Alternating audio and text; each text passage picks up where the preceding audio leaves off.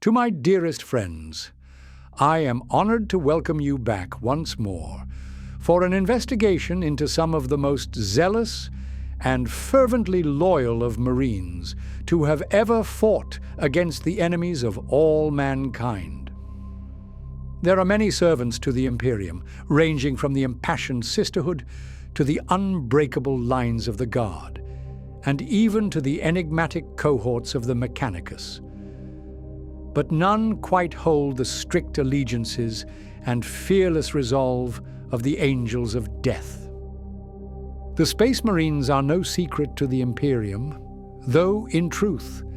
the vast majority of citizens will only ever hear of them as mythic heroes, never seeing one in the flesh with their own eyes. This, of course, is for good reason. As the Astartes exist only to eradicate the myriad horrors of the galaxy, and given how apocalyptic this era has been, it is understandable that they have very little time for parading about on worlds wrapped in the warm embrace of peace. The true place for a Marine is out on the battlefield, half buried beneath a sea of the alien dead, armor rent and blasted, bolt gun in hand, slaying the beasts who would so readily consume the entirety of the galaxy, without thought nor care. There are around 1,000 chapters of the Space Marines known to exist within the Imperium, which have each diverged, sometimes quite wildly, to develop their own unique tactics, cultures, and views upon the galaxy at large. Some, such as the rambunctious Space Wolves, are known to be rather rebellious to the stuffy Lords of Terror, whereas others, such as the Exorcists, have shrouded their chapter in an air of mystery so as to conceal the darkest secrets and heresies of their brothers. Nevertheless, they are both, as with all chapters, unwaveringly loyal to the Emperor and to the wider Imperium, yet there are none who are as avid nor fervent in their beliefs as the subject to today's investigation: the Black Templars. First formed in the wake of the Horus Heresy, the Templars are defined by their fanatical zeal and rigid faith in the Emperor of mankind, with their chapter having sworn themselves upon an eternal crusade to purge the galaxy of the alien, the mutant, and the heretic. The pitiless knights seem to hold no peer in their sheer hatred for all things inhuman, and their unquestionable devotion to the imperial creed is matched only by the shocking ferocity with which they smite the enemies of man. But for today, we will be broadly covering the lore to this chapter, beginning with their founding tale, before moving on to explore their culture and beliefs in more detail. We will then look through their organizational structure, of their tactics in battle, and then finally, with a brief timeline, covering some of the more notable of campaigns launched by the Crusading Brothers. But without further ado, now seems to be the perfect time for us to begin. The Marines hold no true home, for the call of war has forced them to pledge their souls to the eternal crusade, and so we must venture into the most hostile of battlefields, hoping to find the crusading fleets of the Black Templars. The Black Templars were originally formed as a successor chapter to the Imperial Fists, though their origin tale is one which almost sparked a second civil war within the already battered Imperium. Their story begins in the terrible aftermath of the Horus Heresy,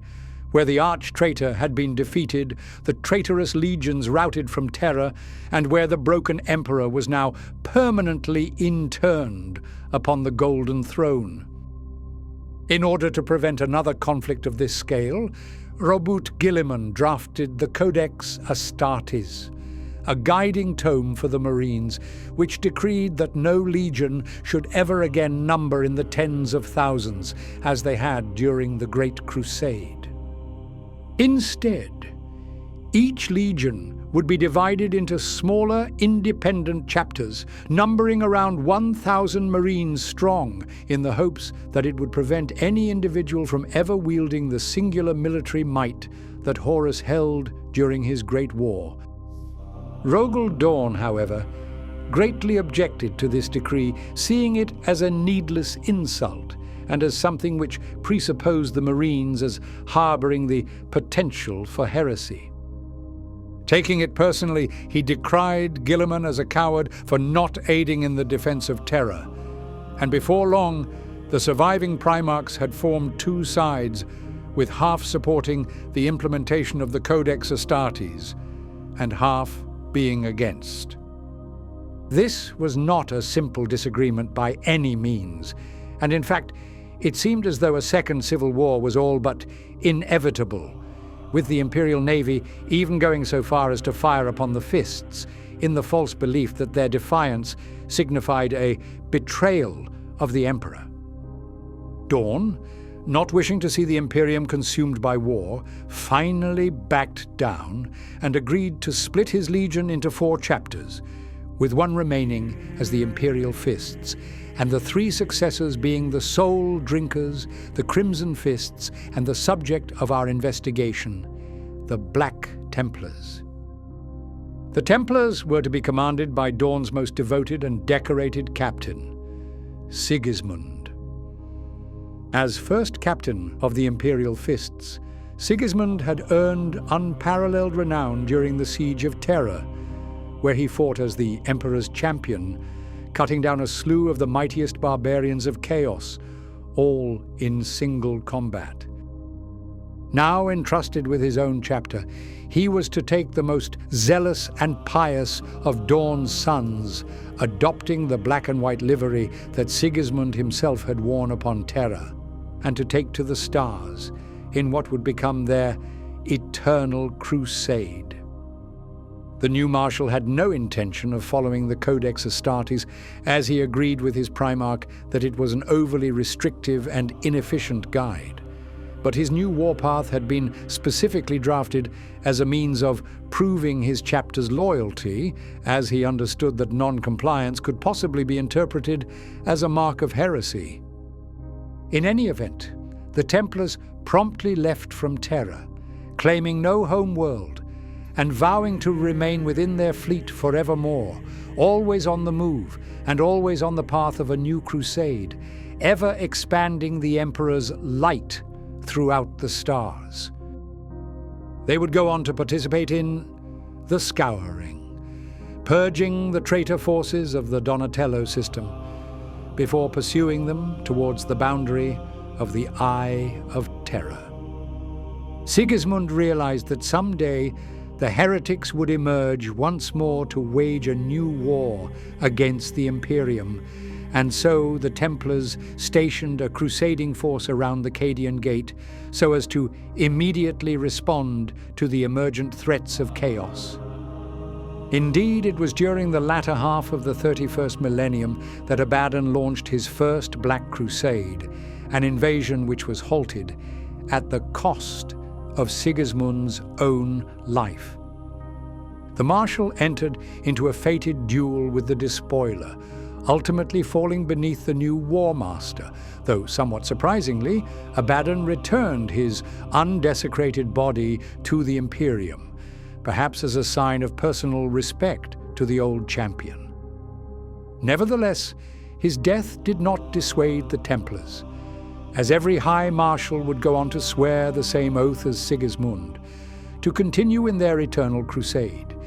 and to prove their loyalty by never resting in the great hunt against the many enemies of mankind. At their heart, the Black Templars are perhaps the ultimate personification of the Astartes moniker, as the Angels of Death. Each brother has sworn his oaths of vengeance against the darker powers of the void, and has proven that they will purge the enemies of man with unrelenting fury, showing nothing in the way of mercy to those who would seek to supplant mankind as the dominant species of the galaxy. It is true that every chapter will seek to purge the unclean, but none are quite as hateful nor extreme in their methods as the Templars. For one thing, they are religious fanatics, which is quite a rare trait among the Astartes, as the majority of chapters will frown upon the idea that the Emperor is a living god. Most Marines will revere the Emperor as the peerless leader of humanity, but to the Templars, he is a true deity who must be worshipped and who must be offered up with the sacrifices claimed in the field of war. There is no room for questioning in one's beliefs, nor time to consider the consequences of such dogmatic conviction, as even the lowliest of neophytes must be righteous paragons of their imperial faith, doing whatever is necessary to venerate the immortal Emperor. Nothing will be seen as too extreme, no deed too abhorrent, as the Templars will spill blood on an unimaginable scale, massacring entire star systems, burning down civilizations, but it will all be seen as justified, if performed in the Emperor's name. Still, their faith is their shield, and their hatred their weapon, just as important as any bolter, chainsword, or heavy flamer. But along with their devout worship of the Emperor comes a sense of absolute intolerance for anything and everything that may be perceived as impure or blasphemous. The Templars suffer not the alien, the mutant, nor the heretic, showing no mercy nor remorse when dealing with such foes. Any Xenos, from the most brutally barbaric orc warboss down to the most insignificant Tau farmer of the Earth caste, will be seen as a disgusting affront to the Emperor's chosen species, being humanity, obviously, and thus they will be exterminated without pause. Mutants, being humans twisted by genetic deviation or warp exposure, are despised as the grotesque reminders of mankind's fallibility, and should similarly be purged on sight. The Templars consider even relatively stable abhuman strains, such as the three-eyed navigators or the giant ogrins, with outward suspicion, if not outright disgust. Heretics and traitors, however, hold a special place of hatred in the hearts of the Templars, and they will be prosecuted with the most intense enmity of all. In some ways, their chapter culture will mirror that of the Inquisition, in that they would rather see a world reduced to rubble than to allow even the smallest seed of heresy to take root. Countless tales have been told of their ruthless nature, but compassion for the guilty is seen as the greatest of cruelties to the innocent, and so they will spare none and purify all in the Emperor's name. There is an idea that the Templars could be considered as continuing with the task laid out to the original Marines during the Great Crusade, where they were to cleanse the stars and pave a course for the Imperium to spread. In addition to this, they are also one of the few chapters who continue to abide by the Emperor's original decree at Nicaea, in that they have banned the recruitment of psychers and do not hold any librarians within their ranks. It is quite an interesting point to realize that most chapters are technically defying the direct word of the Emperor by utilizing librarians. But despite their clear benefits, the Templars have chosen to shun their use and still maintain that psychers are impure fiends to be purged,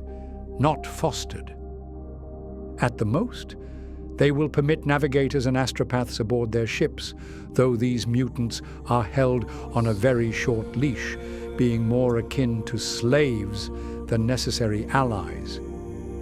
Because of their dogmatic beliefs, the Black Templars will scrutinize their potential crusading paths to determine as to whether or not the potential lives saved actually deserve to be graced with their support.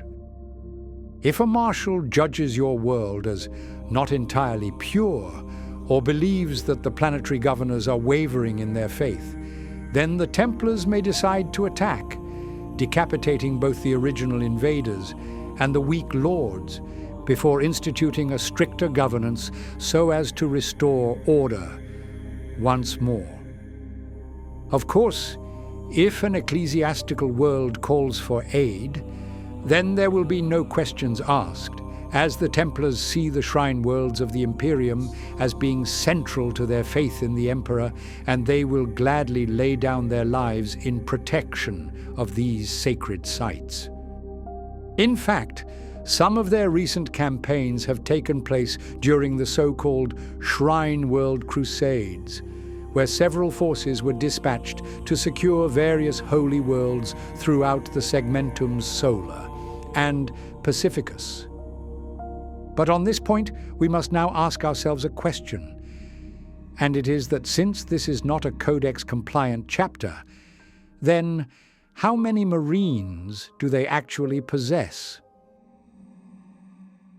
The most important point to understand on the Black Templars is, of course, that they do not adhere to the Codex Astartes in any capacity. Now, this has been permitted partly because they have proven themselves for nearly 10 millennia now as remaining loyal to the Imperium, but also because it would be rather hard to track them down to render justice, since they are a fleet-based chapter and are always on the move. But in any event, they are not bound by the traditional limit of 1,000 Marines, and though only the High Marshal knows of their true strength, some estimates have claimed that they hold around 5,000 battle brothers spread between the various crusading fleets. The aforementioned High Marshal is the equivalent to their chapter master, with the title currently held by Helbrecht, and his role is to oversee the myriad crusades and to ensure that the chapter upholds its honor and faith in the Emperor. The Templars are also not bound by the typical structure of a chapter, and so they will eschew the standard 10-company setup of the Marines, instead organizing their forces into crusades, which are essentially large detachments of brethren assigned to a particular campaign. Each crusade will be led by a marshal and attached to a crusading fleet, allowing them to easily traverse the stars to promptly arrive at their target. There is no strict size requirement, nor limit, to a crusade, and they can sometimes comprise of only a few dozen brothers, whereas the largest will boast several thousand, though these are incredibly rare and seldom seen. The size all depends on the nature of their conflict, of the prior commitments of the chapter, and of the duration of the expected campaign, where the Templars might assign more Marines if they foresee a rather protracted and bloody war. But regardless, the crusading forces will be split into smaller divisions known as fighting companies, usually of equal size to one another, along with sufficient support equipment and auxiliary logistical staff. The Marines may choose which fighting company to join, and this selection is typically based upon fraternal bonds between the battle brothers, so Templars with shared battlefield experience will usually flock together, elevating their combat effectiveness within the field. As a result of this, however, companies might be formed from quite an unusual admixture of Marines, with strange squad variants, which on paper would appear to be quite inflexible. Yet it is from their bonds of brotherhood that they find their unbreakable shields, and from their zealotry, their unstoppable swords. The marshals, in charge of the overarching crusade, will assign castellans to command the companies, though both figures will be expected to fight upon the field, bringing the flaming justice of the Emperor along with their subordinate brothers. The backbone of a Templar force will typically consist of several Crusader squads, which are unusual in that they often contain a mixture of fully fledged Marines along with a scattering of neophytes. These scouts will serve as the squires to their senior brother, assisting the Marine in whatever duties are required, whilst also learning from their deeds, preparing them for the point where they too may arise as a true battle brother to the chapter. Among the chapter's warriors, the veteran elite are known as the Sword Brethren, who are somewhat analogous to the veterans of a traditional Codex chapter, though they will not be lumped into a specialized first company, and rather they will remain within their original crusading force. But the Sword Brothers will be tasked with a multitude of roles, ranging from commanding a Crusader squad as a sergeant, to acting as the personal bodyguard to a marshal, or even serving in a specialized squad of veterans to break their foes wherever they stand. When a new Castellan, or even marshal is required, they will invariably be drawn from the ranks of the Sword Brethren, as they will already possess some experience in commanding over a force, and will have proven themselves as a heroic veteran of a dozen deadly campaigns. Since they are constantly on a warpath, it is not uncommon for the marshals to never meet with their High Marshal, or to even meet with their contemporaries, but this is no matter to the Templars, who are content with waging their eternal crusade as semi-autonomous armies. If, however, the chapter is faced with an era-defining conflict, such as was the case for the Third War for Armageddon, or Gouge Vandire's suspected heresy, then the High Marshal may summon all of his subordinates for a council meeting upon his flagship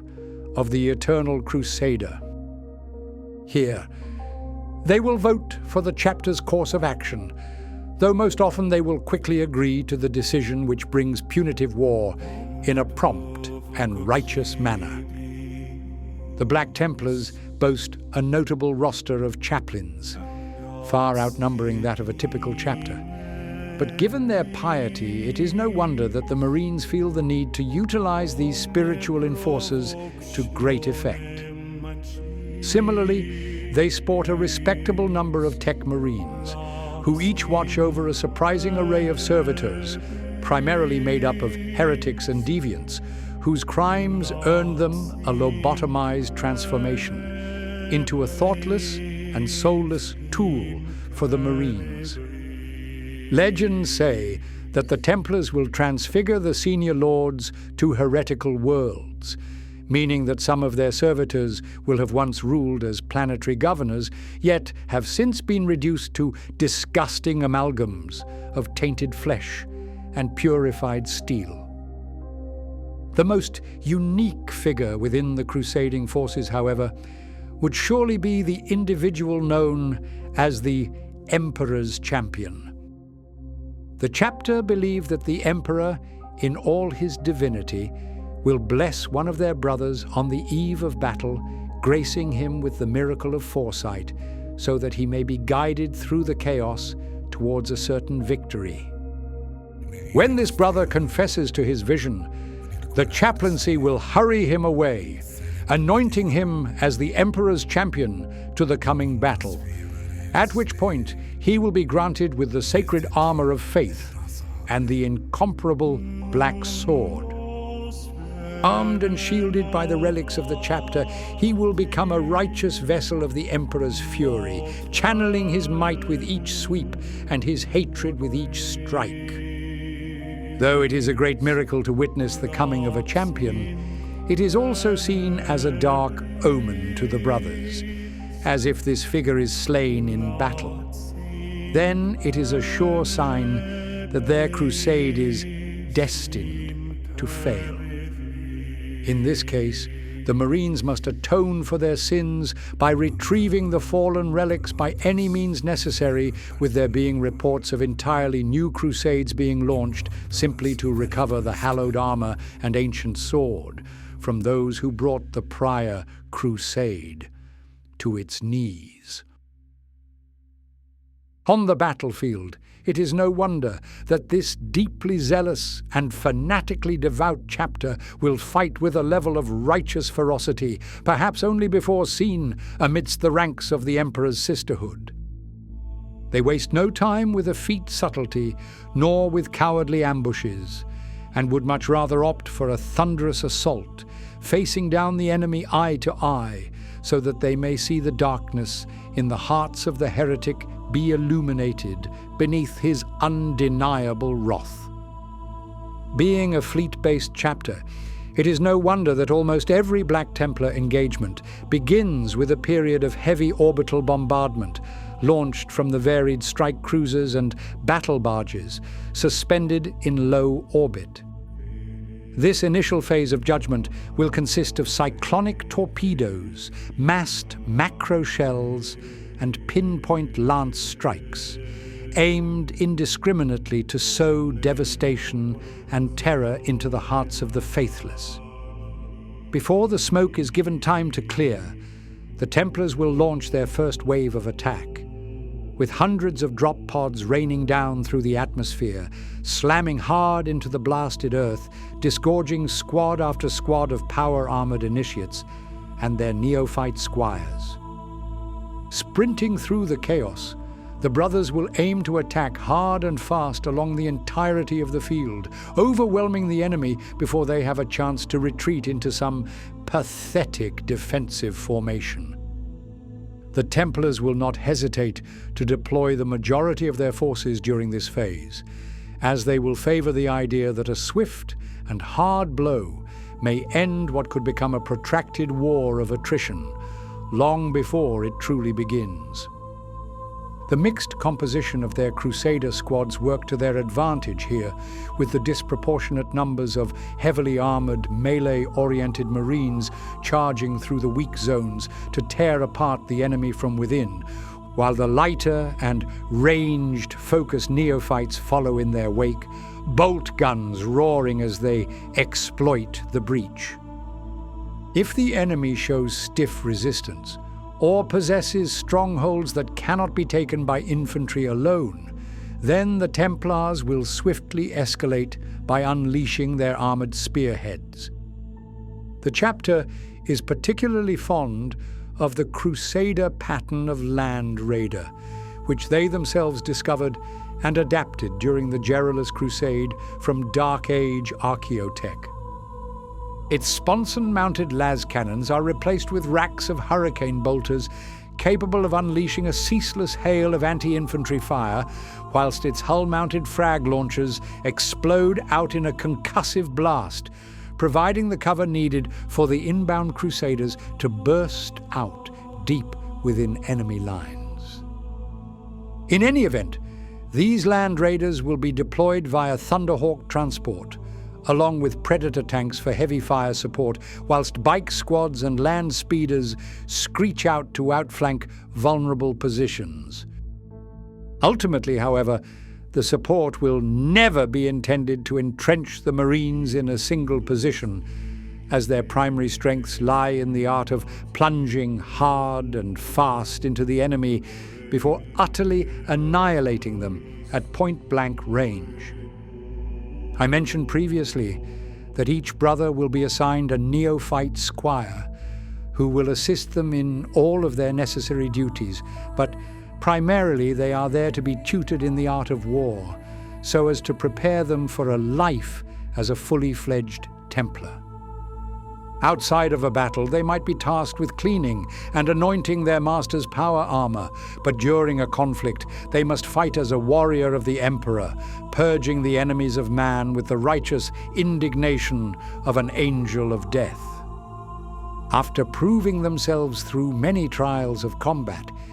then a chaplain may anoint them as worthy enough to don their own suit of armor, allowing them to ascend to the rank of initiate, and as a true battle brother of the Adeptus Astartes. Returning to the tactics of the Templars, we should mention that it is not uncommon for a brother to wish to be free from the task of wardship, in which case he will voluntarily join with a specialist squad, such as the aggressors or outriders, to which neophytes are not yet permitted to join. It is far more common for the Marines to seek brotherhood in the roles which are more oriented towards melee combat, or of those which will take them closer to the front lines, as opposed to more support-focused roles, like with desolation squads. Again,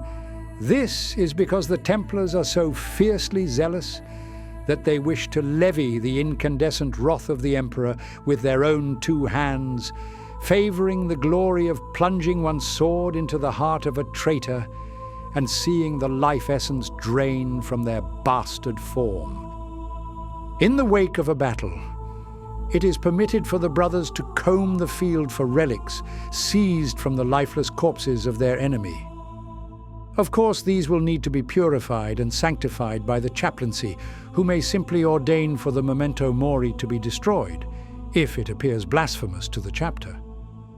In its place, the brother may be bestowed with a traditional relic, such as the finger bone of an imperial saint, a purity seal written by a prominent priest, or in some rare occasions, a treasured weapon, once wielded in the hands of a chapter hero.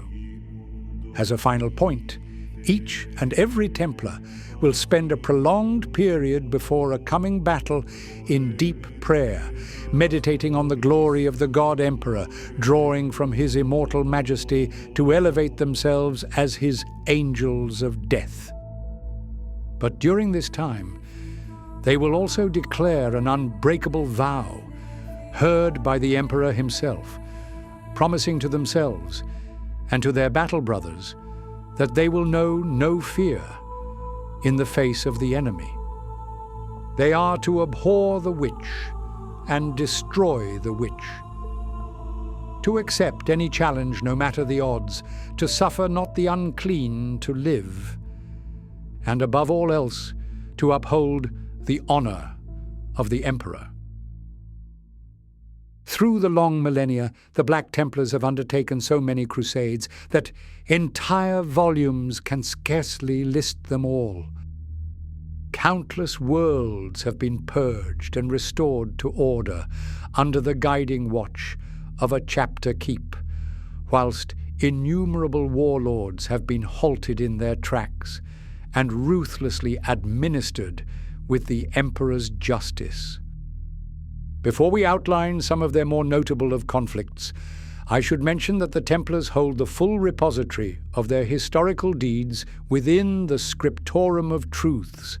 upon the flagship of the Eternal Crusader. Unfortunately, however, the chaplaincy will periodically purge some of their ancient lore, casting millennia-old tomes into the fires, all in the pursuit of their own spiritual purity. It could easily be argued that their extreme fanaticism has taken a step too far, considering they are actively destroying elements of their own past. But there can be no use arguing with zealots, and no compromises reached with radicals. In any event, one of the earliest crusades launched by the Black Templars took place in the 32nd millennium, during a cataclysmic conflict known as the War of the Beast, where an enormous orc horde threatened to overrun Holy Terror itself. The invasion was launched on a scale not seen since the Horus Heresy, prompting the Imperial Fists to enact their desperate protocol of the Last Wall, which instructed all of the Sons of Dawn to return to Terra and to rejoin with their parental legion. The Templars, led by High Marshal Bohemond, amassed the varied successors and joined with the war effort upon Terra, eventually taking part in the climactic battle upon Ulanor, a world which would much later be renamed as Armageddon. Bohemond's command came to an end in the wake of the war after he was forced to confront a captain of the Fists Exemplar who had temporarily allied himself with a group of the Iron Warriors, claiming that they had contributed to the imperial victory and that they deserved to leave in peace. The The Templar, however, unrelenting in his hatred for all things chaotic, refused, and rather tragically, Zurbarin of the Fists Exemplar could not stand idle to this overly zealous judgment, prompting him to intervene and to cut down the Templar in order to save the Iron Warriors. Zurbarin would go on to pledge himself to the Chaos Marines, as the Imperium rightfully branded him as a traitor, though he was no servant to the Dark Gods, and rather he was simply forced to choose between a fanatical zealot and a proven ally. Around 2,000 years later,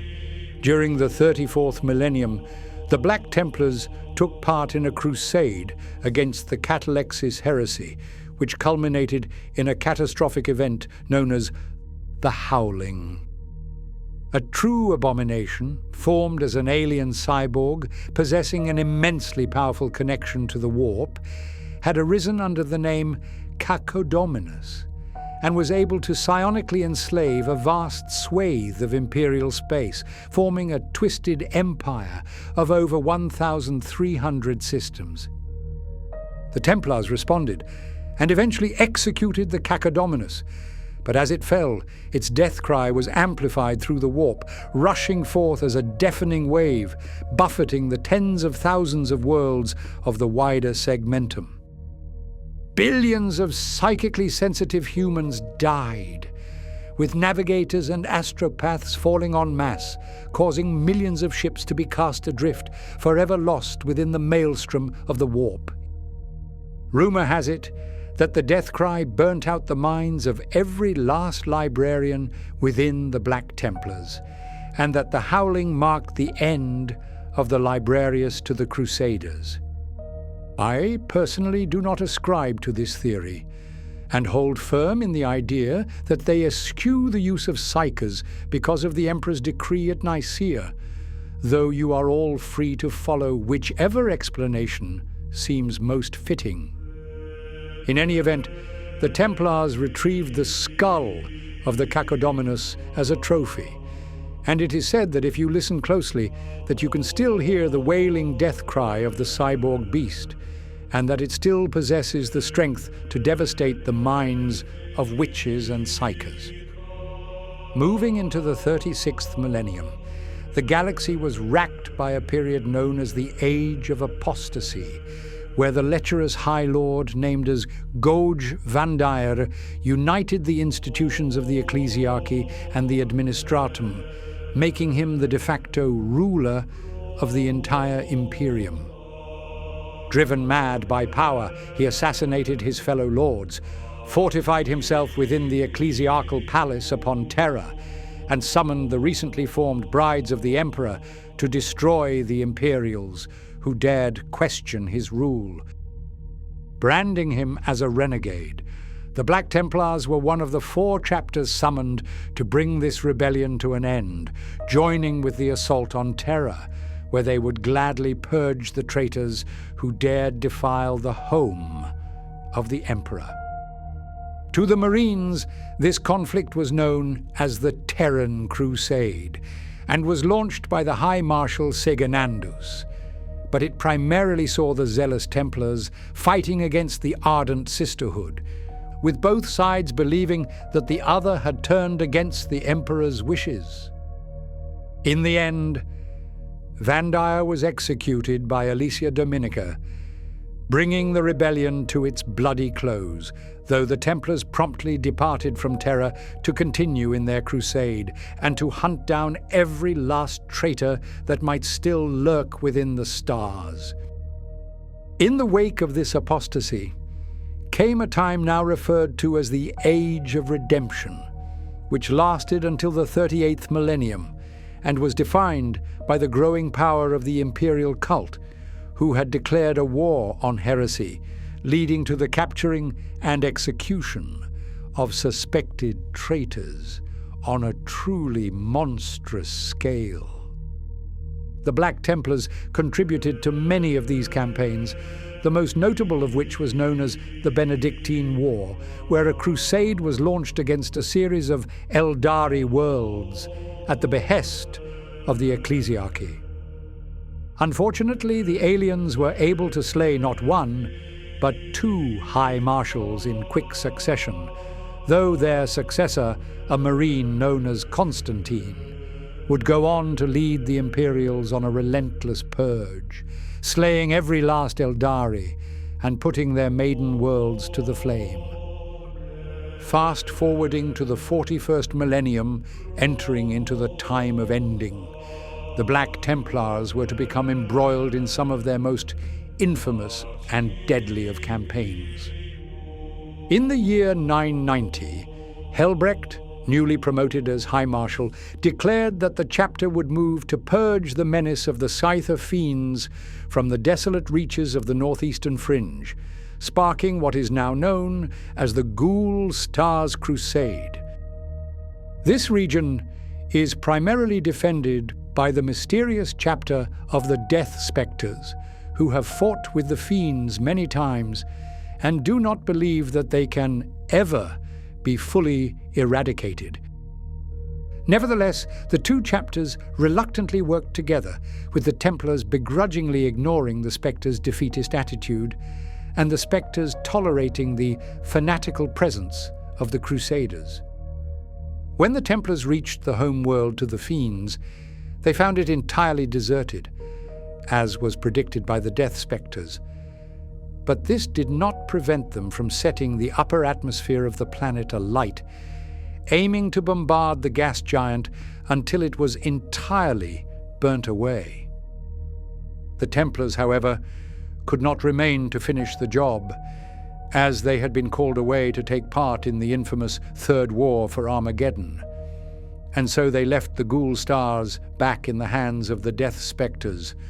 who have remained watchful for the fiends, knowing that they were certainly not exterminated. In any event, for Armageddon, the Black Templars committed 3 separate crusading fleets to contain the horde of Ghazghul's orcs,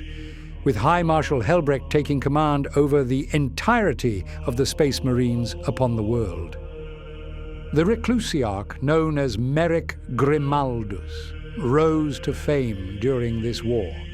being the sole survivor of the Hell's Reach Crusade, arising from the ruins of a fallen hive city, though we have previously covered his story in our exploration into the Third War. Only a year later, the Templars would be seen fighting within the 13th Black Crusade, with Marshal Marius Amalric leading the brothers against Abaddon the Despoiler's unholy legions. Unfortunately, the forces of chaos were successful in destroying the fortress world of Cadia, leading to the eruption of the Great Rift and the cleaving of the entire Imperium. Amalric went on to fight alongside the Ultramarines upon Macragge, as they attempted to revive Robert Guilliman. But rather sadly, the rest of his Templar brothers fell in battle, leaving him as the last crusader against the chaotic hordes. He would go on to join with a renewed Terran crusade, but in the end, Amalric died in a feat of astounding glory. He plunged the black sword of the crusade into the heart of Skarbrand, exiled Bloodthirster of Khorne, and though he was viciously torn to shreds, the wound he inflicted was deep enough to allow Guilliman to finish the job and to banish the Hellspawn back into the chaos of the Warp. With the dawn of the 42nd millennium, the Templars launched their Shrine World Crusades, aiming to protect the Emperor's holy sites from the foul encroachment of chaos. Some of these planets are incredibly significant to the ecclesiarchy, such as San Leor,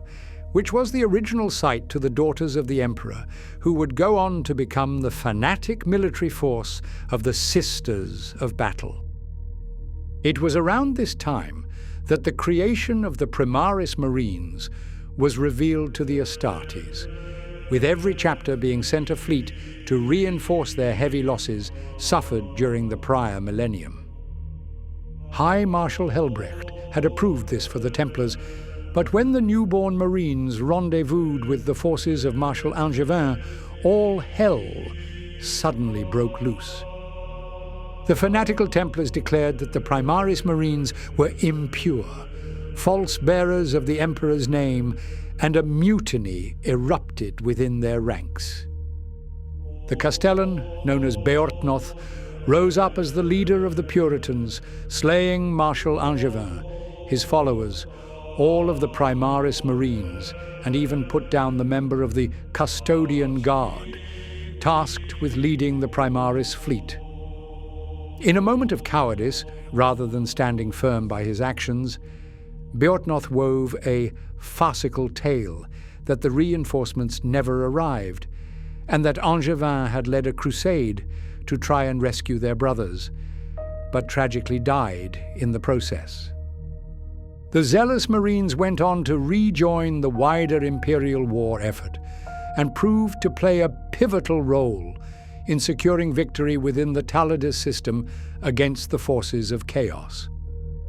Guilliman, however, was suspicious at the claim that an entire Primaris fleet had been destroyed so easily, and so dispatched a group to investigate the Templar forces.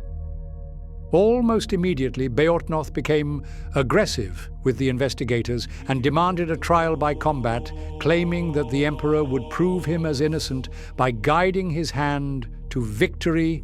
in a duel of honor. As expected, the Emperor did not favor the dishonest Templar that day, and the Castellan was struck down. But he was not put to death, and rather he was deployed along with the rest of his fratricidal brothers to fight against the Word-bearers, a conflict which led him to his violent demise. As it so stands today, the chapter has almost entirely accepted the introduction of Primaris Marines, with the ill-fated Angevin Crusade representing a level of resistance, which perhaps should have been expected from a chapter almost entirely defined by their fanatic extremism. With all that we have learnt, it is no wonder that there are some within the Imperium who look upon the Black Templars with a sense of unease. There are some inquisitors, particularly those of the puritanical belief, who worry that the unbridled zeal of the Crusaders may one day blind them, leading the chapter into an uncontrollable spiral, eventually targeting the very Imperium as heretical. The Space Marine chapters, who hold Guilliman's Codex Astartes sacrosanct, will occasionally regard the Templars as being dangerously independent, but none would ever dare speak out in protest, lest the Crusaders begin to question their cousin's faith. But many times the fanaticism of the Templars has actually driven the forces of the Imperium to perform greater feats of valor, inspired at the sight of the Emperor's chosen, fighting with a level of zealous ferocity that previously only existed in myth. For instance, during the Purgus Crusade, the superstitious populace of the Vatrican enclaves believed that the righteousness of the Templars could have only come about from the direct influence of the Emperor himself, bringing them to the realization that their world was indeed protected by his will. They went on to form frenzied militias, made up of the most passionate of the faithful, charging out alongside the Templars, wearing little more than rags, though this mattered not, for they were shielded by the Emperor and in the presence of his angels. The Templars themselves welcome such acts, and though they understand that the feeble flock of humanity will likely die in their attempts at greatness, they know that the God Emperor will welcome them as martyrs and guide their souls in death. Conversely, those who dare to live the life of an apostate, those who harbor the disgusting taint of the warp, or those abominable aliens who lurk within the darkness of the void, will be shown no mercy and will be relentlessly purged with flame and sword. There can be no forgiveness amongst the stars, and their crusade will surely reign eternal. But for as long as the enemies of mankind still draw breath, then the Templars know that there can be no peace. But with this, my dearest friends, I do believe that we have now come to our end. Thank you all so much for listening to this investigation into the zealous Templars in its entirety. But as I close this chapter once more, I must once again bid each and every one of you with a very warm goodbye.